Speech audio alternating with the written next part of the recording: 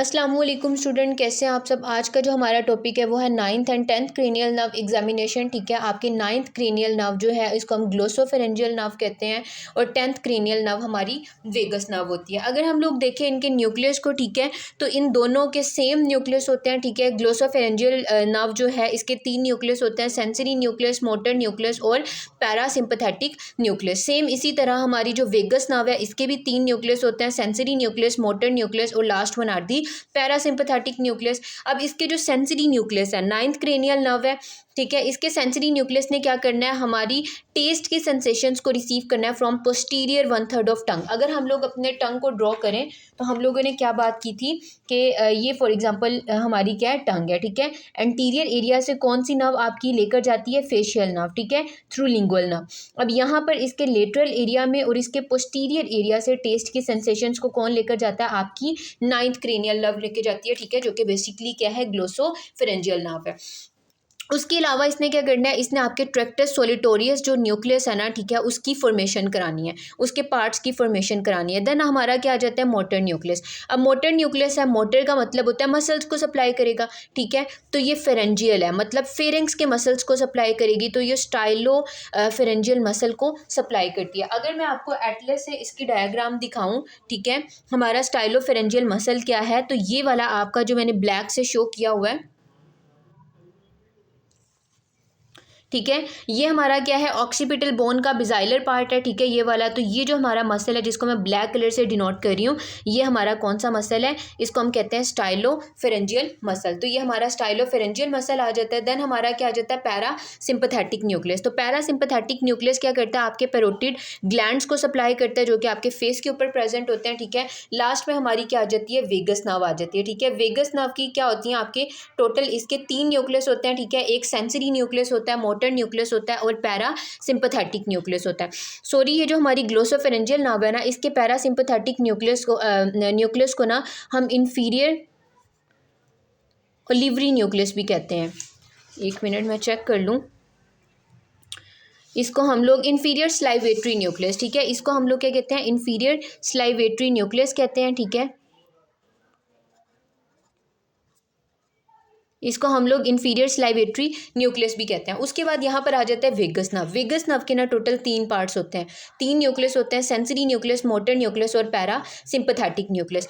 इसका जो sensory nucleus होता है ना, वो आपके ट्रैक्टस सोलिटोरियस का डिस्टल पार्ट फॉर्म करता है। ठीक है, इसका जो मोटर न्यूक्लियस होता है वो आपके फेरिंग्स के कॉन्स्ट्रिक्टर्स को सप्लाई करता है, आपके लेरिंग्स के इंट्रिंसिक मसल्स को सप्लाई करता है। अगर हम लोग ना फेरिंग्स के कॉन्स्ट्रिक्टर्स की बात करें, ठीक है, तो ये आपके पास सुपीरियर कॉन्स्ट्रिक्टर है, मिडिल कॉन्स्ट्रिक्टर है और इंफीरियर कॉन्स्ट्रिक्टर ऑफ फेरिंग्स है। ठीक है, तो ये इनको सप्लाई करेगा, फेरिंग्स के कॉन्स्ट्रिक्टर्स को सप्लाई करता है। और last one are the parasympathetic nucleus, जो जिसकी फॉर्मेशन कहाँ से होती है, from dorsal nucleus of vagus nerve. ठीक है, dorsal nucleus of vagus nerve जो होती है वो इसकी क्या करती है, फॉर्मेशन कराती है। उसके बाद हमारे पास आ जाता है कि हम लोगों ने इसको प्रैक्टिकल जो है उसको कैसे परफॉर्म करना है। तो इन नर्व को एग्जामिन करने के लिए ना सबसे पहले क्या होता है, आपको एग्जामिनेशन प्रोटोकॉल्स को फॉलो करना पड़ता है। ठीक है, आपको प्रोटोकॉल्स क्या होते हैं कि अपने आप को पेशेंट को इंट्रोड्यूस करना, पेशेंट से कॉन्सेंट लेना, पूरा प्रोसीजर एक्सप्लेन करना और इंश्योर करना कि आपका पेशेंट जो है वो कंफर्टेबल है या नहीं है। ठीक हो गया।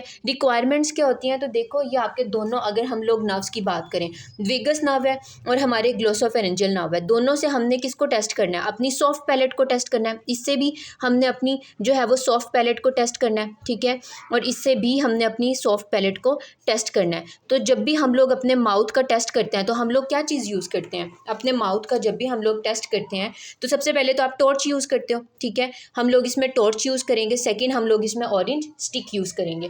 ठीक हो गया।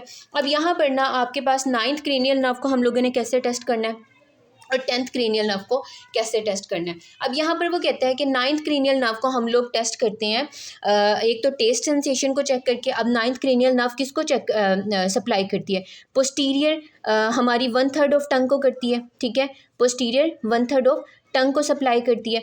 तो हम लोग क्या करेंगे, हम लोग केमिकल्स जो हैं वो पेशेंट की टंग के ऊपर अप्लाई करके, कुछ ड्रॉप्स जो है उसकी टंग के ऊपर अप्लाई करके चेक कर लेंगे कि पेशेंट की टेस्ट सेंसेशन आ रही है। इनकेस उसको टेस्ट सेंसेशन नहीं आ रही तो हम लोग कहते हैं कि 9th क्रेनियल नर्व जो है, ठीक है, उसकी क्या होगी है, लियन होगी है। और ये जो प्रैक्टिकल है, टेस्ट की सेंसेशन कैसे हमने चेक करनी होती है, ये मैंने प्रीवियस फेशियल नर्व की एग्जामिनेशन में एक्सप्लेन किया हुआ है, वहाँ से जाके देख लें। देन आ जाता है हमारा गैग रिफ्लेक्स। गैग रिफ्लेक्स में क्या होता है कि हम लोग ना टिकल करते हैं बैक ऑफ फेरिंग्स को, ठीक है। हम लोगों ने क्या करना है, बैक ऑफ फेरिंग्स को टिकल करना है, और उसकी वजह से क्या होता है कि आपकी जो सॉफ्ट पैलेट होती है ना, और हमारी जो फेरिंग्स होती है, ठीक है, ये कॉन्ट्रैक्ट करती है। जब ये कॉन्ट्रैक्ट करती है ना, तो क्या होता है कि आपकी फेरिंग्स और आपकी सॉफ्ट पैलेट जो होती है ना, ये दोनों क्या करती है, एलिवेट करती है, ठीक है।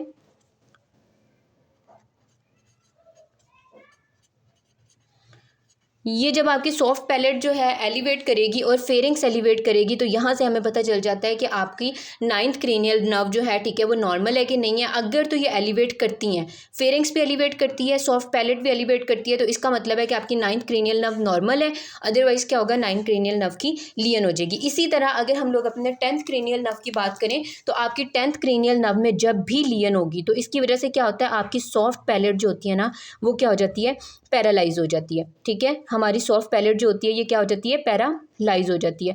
अब यहाँ पर गैग रिफ्लेक्स तो हम लोगों ने देख लिया कि ये हम लोगों ने कैसे करना होता है। देन इसमें आता है कि हम लोगों ने 10th क्रेनियल नर्व के लिए 2 टेस्ट करने होता है, और टेस्ट करना होता है, गैग रिफ्लेक्स करना होता है। गैग रिफ्लेक्स सेम ही टेस्ट है, ठीक है।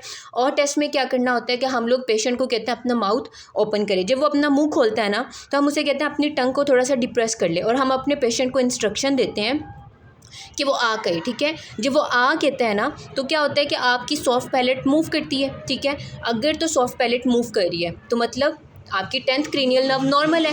अगर सॉफ्ट पैलेट मूव नहीं कर रही, तो मैंने क्या कहा है, 10th क्रेनियल नर्व आपकी जब लियन होती है तो क्या होता है, सॉफ्ट पैलेट पैरालाइज हो जाती है, ठीक है। तो अगर आपकी ये मूव नहीं करी, तो इसका मतलब क्या है कि आपको 10th क्रेनियल नर्व में लियन हो गई है, ठीक है। तो इस तरह जो है हम लोग 10th क्रेनियल नर्व को एग्जामिन कर लेते हैं। 2 तरह के टेस्ट होते हैं, आह टेस्ट होता है, गैग रिफ्लेक्स होता है, ठीक हो गया। और 9th क्रेनियल नर्व के लिए हम लोगों ने टेस्ट की सेंसेशंस को चेक करना होता है, और हम लोग गैग रिफ्लेक्स जो है इसके थ्रू इसको चेक कर लेते हैं। स्टूडेंट्स, ये जो था आज का हमारा प्रैक्टिकल था, इसमें क्वेश्चन आंसर्स जो हैं वो नहीं दिए हुए, ठीक है। ये वही बात उन्होंने की हुई है कि हम लोगों ने कैसे करना है, ये प्रैक्टिकल ही मैंने आगे लिखा हुआ है, ठीक है।